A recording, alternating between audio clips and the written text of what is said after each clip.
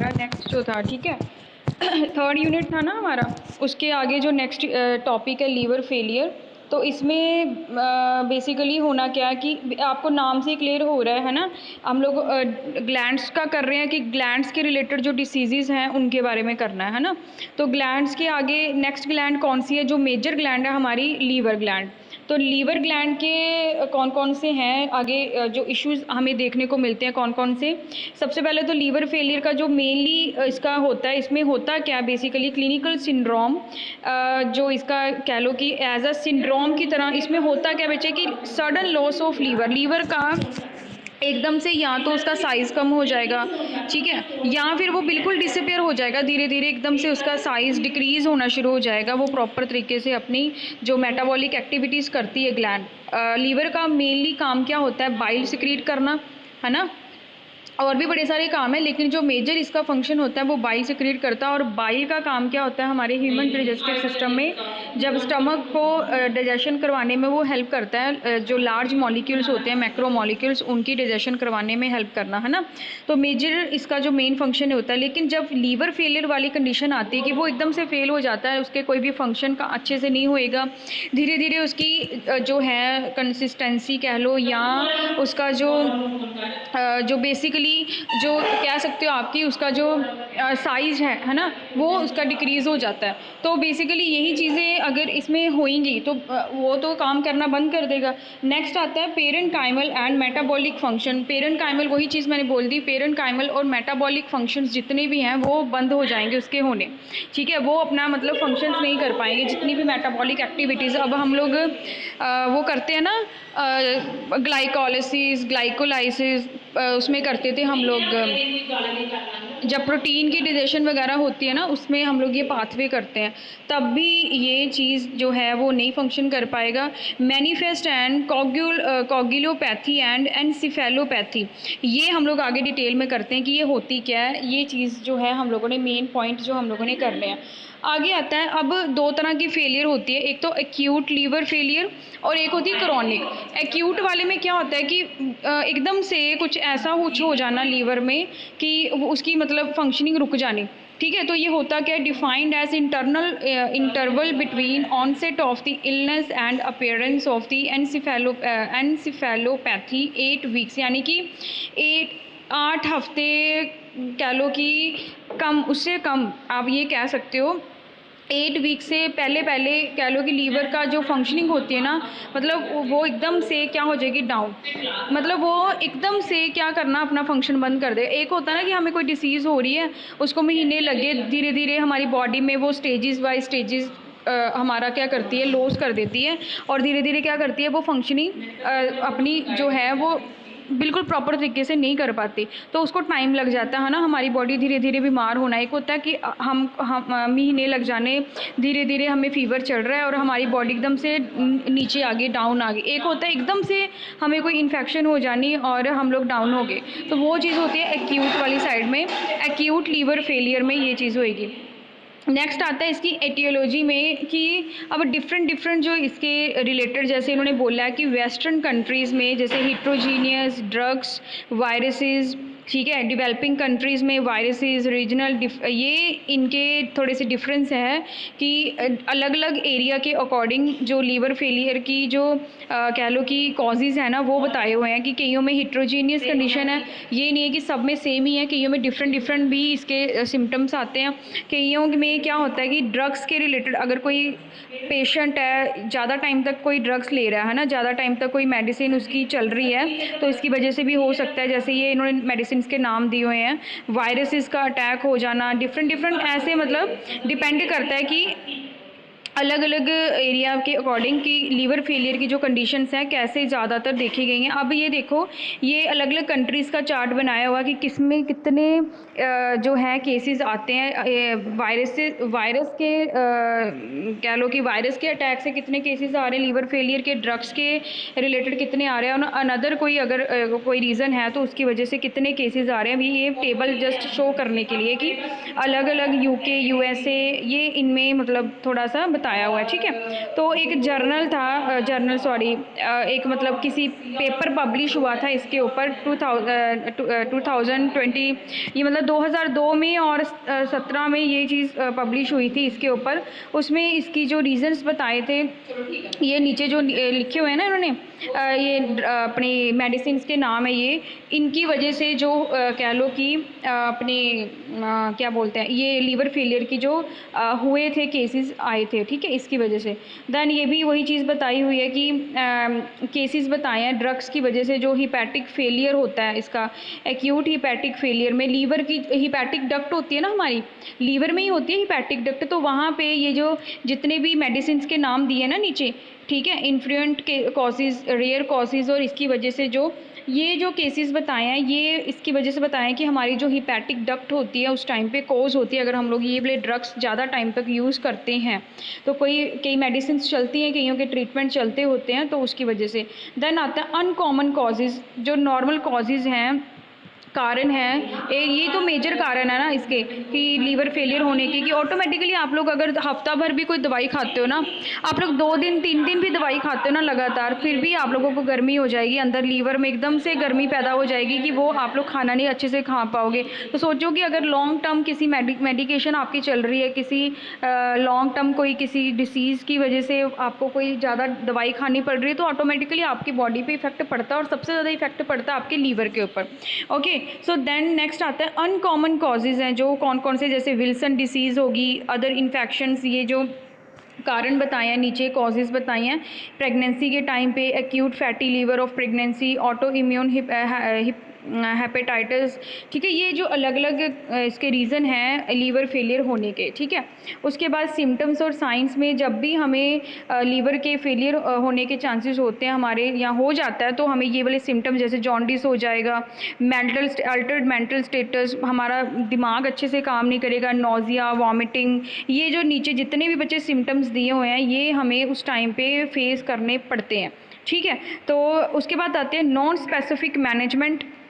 अगर ये हो जाती है हमें, तो हम लोग इसकी मैनेज, जब अगर सपोज़ हमें ये लीवर फेलियर वाला हमारे पास कोई पेशेंट भी आ गया या हम लोगों ने, तो हम लोग कैसे उसको मतलब मेनली पहले तो हम लोग उसमें से ये चीज़ देखेंगे, जैसे हाइपोग्लाइसीमिया तो नहीं है उसको, ठीक है, एसिफेलोपैथी तो उसकी करवाएंगे, इन्फेक्शंस वगैरह चेक करेंगे, हैमरेज, ये जितने भी चीज़ें दी हुई हैं ये उसको, अगर ये वाले सिम्टम्स हैं, ये वाली चीज़ें हैं, तो इसकी हम लोग मैनेजमेंट कर सकते हैं, ठीक है। तो ये अगर करेंगे देन हमें उसका मतलब जो लीवर का जो है, क्योंकि लीवर की फेलियर के अगर लीवर अगर फेल हो रहा ना, तो थोड़ा सा उसका ये हो सकता है कि उसको अनदर कई सारी जो डिसीज़ेज़ हैं वो फेस करनी पड़ सकती हैं, क्योंकि लीवर एक बार अगर फेल हो जाए ना, तो उसकी डाइजेशन भी प्रॉपर से नहीं होएगी। डाइजेशन का मेनली जितने भी ऑर्गन्स हैं उसके रिलेटेड जितनी भी डिसीज़ेज़ हैं वो हमें फेस करनी पड़ सकती हैं। तो एक अकेला लीवर फेल होने से हमें काफ़ी सारे उसके आसपास जितने भी ऑर्गन्स हैं, ऑर्गन्स के आसपास ये जो जितनी भी डिसीज़ेज़ बताई हैं ये सारी की सारी हमें फेस करनी पड़ सकती है, तो इनको भी साथ में मैनेजमेंट करना पड़ता है। और ये सारी की सारी नॉन स्पेसिफिक मैनेजमेंट में आता है कि ये इसकी डिसीज़ेज़ नहीं हुई थी, लेकिन ये डिसीज़ेज़ किसी के कारण हो रही हैं, ठीक है ना। आपको पर्टिकुलर वहाँ पे अटैक नहीं आया, जैसे सपोज़ हैमरेज या फिर सपोज़ रेस्पिरेटरी फेलियर हो जाना, अगर आपका लीवर फेल हो रहा है तो नॉन स्पेसिफिक भी डिसीज़ेज़ साथ में वो अकरिंग हो सकती हैं। ये सारी डिसीज़ेज़ बताई हुई हैं कहाँ कहाँ पे कैसे कैसे होता है, ठीक है। ये सारी की सारी रीनल फेलियर, रेस्पिरेटरी फेलियर, आपकी लीवर फेल होने से आपका कितने सारे देखो कितना कुछ हो सकता है। सो एंसेफेलोपैथी में आपका आएगा, इसका जब हम लोग ये करवाते हैं, इसका डिटेक्शन करवाते हैं, अगर डिटेक्ट हो जाए कि हमारा लीवर फेलियर हो गया है, देन मेजर कॉम्प्लिकेशंस हमें फेस करने पड़ सकते हैं। उसके बाद जो मेजर कॉम्प्लिकेशंस होते हैं उसमें हम लोग ये चीज़ अपनी कह लो कि जैसे ये नीचे दिया ना उन्होंने, precise mechanism remains unclear, hypothesis, ammonia production, treatment towards reducing amino production. क्योंकि हमारे लीवर में जब भी इन्फेक्शन आनी है तो मेजर कॉम्प्लिकेशंस वाली ही बात होती है, ठीक है। जो भी पाथवे चलते हैं ना, वो चीज़ें हमारी नहीं करेक्टली चल पाएंगी। तो ये तो आपको फेस करना पड़ सकता है कि अब कोई भी है जितना भी लंबा टाइम चलेगा किसी मेडिसिन का हमारी बॉडी में, तो ऑटोमेटिकली वो साइड इफ़ेक्ट्स तो देती हैं। तो साइड इफ़ेक्ट्स हमारे जितने भी पीछे ऑर्गन्स हम लोगों ने की डिसीज़ पढ़ी हैं, वो सारी की सारी इन्हीं वजह से ही होता है।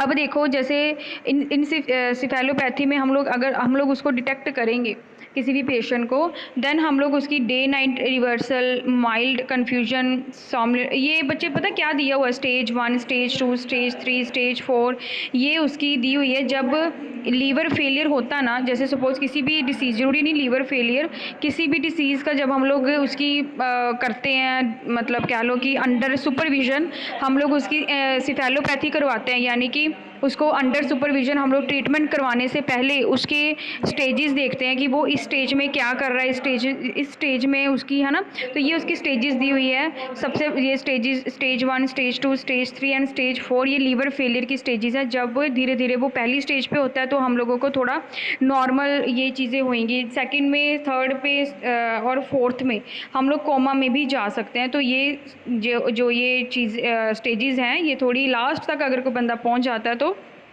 ऑटोमेटिकली ये कंडीशन हमें आ सकती है, क्योंकि एक लीवर फेल होने से हमारा टोटली कह लो कि फेल हो सकता है सिस्टम, ठीक है। तो उसके बाद आती है इनकी pre disposing factor of hepatic, ये हिपैटिक डक्ट होती है हमारी।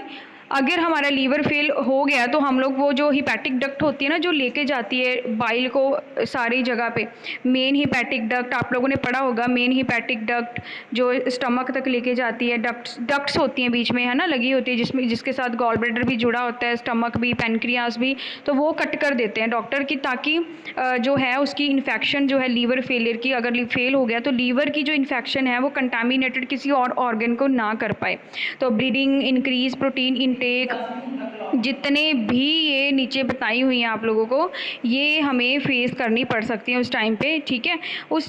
आगे इन्होंने बोला है कि अमोनिया हाइपोथेसिस, अगर अमोनिया वहाँ पे ज़्यादा होना शुरू हो जाए, क्योंकि अब देखो ना, लीवर फेल हो रहा है, बाइल प्रोड्यूस करता था तो बाइल नहीं प्रोड्यूस हो पा रहा है ना, तो उसकी जगह पे हमारे पॉइजनस सब्सटेंसेस जैसे अमोनिया हो गया, और भी बड़े सारे होते हैं, ये वहाँ पे सिक्रीट होना शुरू हो जाते हैं। क्योंकि लीवर क्या काम करता था, बाइल क्या काम करता था कि अगर कोई हार्मफुल सब्सटेंसेस, पॉइजनस सब्सटेंसेस आते थे ना हमारी बॉडी में, डाइजेस्टिव सिस्टम में, तो वो उसको किल कर देते थे, ठीक है। लेकिन अगर लीवर वहाँ पे नहीं होएगा तो जितने भी पॉइजनस सब्सटेंसेस हैं वो सिक्रीट होने शुरू हो जाएंगे, हार्मोन सिक्रीट होने शुरू हो जाएंगे। तो वो क्या होएगा, जितने भी ये पॉइजनस सब्सटेंसेस होंगे वो इतनी एक्सेस में हो जाएंगे कि उसको कोई डाइजेस्ट करने वाला नहीं हो पाएगा, उसको इनएक्टिव करने वाला नहीं हो पाएगा। तो देन हमें ये सारी चीज़ें फेस करनी पड़ सकती हैं। ये डोज बताई हुई है बच्चे लैक्टोज की, जैसे ये देखो 2 to 3 soft stools per day, आपको पर डे यानी कि एक दिन में 2 से, जैसे लीवर की बारी फेल हो जाता है या हमारी सिफेलोपैथी होती है बट हमें कोई इम्प्रूवमेंट नहीं नज़र आ रही, तो जैसे लैक्टोज से ट्रीटमेंट हो रही है ना, तो लैक्टिलोज से ट्रीटमेंट हो रही है, तो आपको 2 से 3 टाइम आपको सॉफ्ट स्टूल्स हैं जो पर डे आ सकती हैं। तो इतनी ज़्यादा आपको सीरियस होने वाली बात नहीं। ऑरल एंटीबायोटिक्स भी देते हैं डॉक्टर हमें, जो खाने वाली दवाई होती है एंटीबायोटिक्स, जैसे नियोमाइसिन हो गया, ये लैक ऑफ एविडेंस की कमी को पूरा करती है, ठीक है। नेफ्रोटॉक्सिसिटी जो होती है वो लिमिटेड यूज़ हम लोग थोड़े टाइम के लिए यूज़ करवाते हैं पेशेंट को, मतलब ये मेडिसिन के नाम भी साथ साथ में दिए हैं, ठीक है जी। उसके बाद आता है सेरिब्रल एडिमा, ये भी इसकी वजह से होता है। जब हमें लीवर फेलियर की कंडीशन होती है तो हमें सेरिब्रल एडिमा वाली कंडीशन भी हमारे आ सकती है। ये क्या होता है, 75 to 80% of the patient with grade 4 encephalopathy में अगर ज़्यादातर डिटेक्ट हुआ है, 75 से 80% केसेस जो होते हैं सेरिब्रल एडिमा के आते हैं। क्योंकि लीवर फेल के होने के बाद जो साइड इफ़ेक्ट्स आते हैं ना, तो उसके साथ कई सारी डिसीज़ हैं जो आ सकती हैं। तो precise mechanism not completely understood, ठीक है। ज़्यादा जो होता क्या है इसमें, इसके अंदर ये चीज़ तो नहीं अभी तक अंडरस्टूड, मतलब अभी तक कम्प्लीटली डिस्क्राइब नहीं हो पाई है, लेकिन होता ज़रूर है। 75 to 80% जो केसेस होते हैं वो सेरिब्रल एडिमा के आते हैं, ठीक है। पॉसिबल कंट्रीब्यूटिंग फैक्टर है जो कौन कौन से जो इसमें कंट्रीब्यूट करते हैं इसको और ज़्यादा करने में, ऑस्मोटिक डी अरेंजमेंट इन एस्ट्रोसाइट्स, ऑस्मोसिस हो जाती है। अब ऑस्मोसिस क्या होता था, स्वेलिंग हो जानी किसी ऑर्गन के अंदर से, या वो श्रिंक कर जाता है, ठीक है। इस तरह की भी कंडीशंस हो जाती हैं। हमारी जो सेलुलर मेटाबॉलिज्म है वो भी चेंजेस हो जाता है। सेरिब्रल अल्ट्रेशन इन सेरिब्रल ब्लड फ्लो, वहाँ सेरिब्रल में जो ब्लीडिंग होती है वो ज़्यादा उसकी अल्ट्रेशन हो जाती, मतलब कि वो कह लो कि वो प्रॉपर तरीके से वर्क नहीं कर पाएगा। फिर इसकी जो क्लिनिकल मैनिफेस्टेशंस हैं, कैसे हम लोग इसको क्लिनिकली क्योर कर सकते हैं, तो ये डिफरेंट पाथवे बताए हैं। इंट्राक्रैनियल प्रेशर होता है, इंस्ट्रूमेंट की के हेल्प से हम लोग देते हैं पेशेंट को। और ब्रेन स्टेम हर्निएशन, वो उसकी वजह से जो जितने भी मोस्ट कॉमन कॉजेज़ होते हैं, जैसे the most common causes of death, जिसकी वजह से डेथ भी हो सकती है, वो हम लोग क्योर कर सकते हैं आईसीपी करवा के, ठीक है। उसके बाद ये नीचे जितनी भी दी हुई हैं अपने ब्रेन के रिलेटेड जितनी भी डिसीज़ हैं, ठीक है, ये रेस्पिरेशन के, हाइपरटेंशन के, ये हम लोग डिटेक्ट करवा सकते हैं क्लिनिकल मैनिफेस्टेशन से। यानी कि ये वाले सिम्टम्स जो अगर आते हैं पेशेंट को, तो देन हम लोग उसकी क्लिनिकल मैनिफेस्टेशन के थ्रू हम लोग ये डिटेक्ट कर सकते हैं कि उसको सेरिब्रल एडिमा के सेरिब्रल एडिमा वाला जो वो तो नहीं है, कोई मतलब इफ़ेक्ट तो नहीं पड़ा, ठीक है। तो इसकी मॉनिटरिंग जब हम लोगों ने करनी है आईसीपी की, आईसीपी क्या होता है, इंट्राक्रैनियल प्रेशर, एक इंस्ट्रूमेंट की हेल्प से हम लोग देते हैं पेशेंट को। Routinely used by more than 1/2 of liver transplantation program in the United State. Liver transplant, आप लोगों ने किडनी ट्रांसप्लांट ज़्यादातर सुना होगा, लेकिन इन केस में आईसीपी जब करवाते हैं तो हम लोग, ये तो ज़्यादातर अपने इंडिया में तो कहीं भी नहीं है, यूनाइटेड स्टेट्स में ये चीज़ जो होती है लीवर फेलियर के केस में लीवर ट्रांसप्लांटेशन भी पॉसिबल है। ओके, तो मेंटेन आईसीपी बिलो 20 mm, ये एक रिपोर्ट के मुताबिक अगर इतनी होनी चाहिए, मतलब आईसीपी का जो रेट होता है अपने, तो कितना होना चाहिए, 20 mmHg। ओके, तो ये सीपीपी अबव इतनी में, ये जो आईसीपी सीपीपी इतनी 20 और 50 होनी चाहिए। ये चीज़ आप लोगों को प्रैक्टिकली जब आप इंस्ट्रूमेंट्स मतलब इसके साथ वर्क करते हो ना, उस टाइम पे आप लोगों को समझ में आता है। जैसे हम लोग वो ईसीजी करवाते थे ना, तो ईसीजी में भी आती है ना वो क्या बोलते हैं उसको, रेडिएशंस के थ्रू, जब वो मतलब ऊपर रेडिएशन वो नहीं आती अपनी कि क्या बोलते हैं उसको, रीडिंग, है ना। तो वैसे ही इसमें भी रीडिंग आती है, तो हम लोग उसको नोट करते हैं। अगर इतनी वैल्यू आती है तो देन हमारा जो होता है करेक्ट है लीवर, अदरवाइज इसके अबव या डाउन हो जाए तो हमारा लीवर फेलियर के हैं। तो इन्होंने ये भी चीज़ बोली हुई है कि कोगुलेशन फैक्टर्स जो होते हैं, जब लीवर फेलियर होता है तो वहाँ पे सिंथेसाइज हो जाते हैं। कोगुलेशन मतलब हमारी वहाँ पे क्लम्पिंग हो जानी ब्लड की। तो मोस्ट कॉमन ब्लीडिंग साइट है जो, वो कहाँ पे ब्लीडिंग होती है जब हमारा लीवर फेलियर होता है, GI tract, gastro intestinal tract में। Okay, prophylactic administration of FFP not recommended, ये हम लोग रेकमेंड नहीं करते एफएफपी पेशेंट को। ये भी एक ट्रीटमेंट ही, आप ये चीज़ सोच लो कि ट्रीटमेंट ही होता है, वो हम लोग रेकमेंड नहीं करते हैं, क्योंकि इसके लिए हमें प्रॉपर क्या बोलते हैं इंस्ट्रूमेंटेशन चाहिए होती है, जो नहीं पॉसिबल होती हर एक हॉस्पिटल में, ठीक है। तो परफॉर्म बिफोर ट्रांसप्लांट और इन्वेसिव प्रोसीजर, ये सारा कुछ जो पीछे बताया, ये सारा कुछ कब, जब लीवर ट्रांसप्लांट करना होता है, ठीक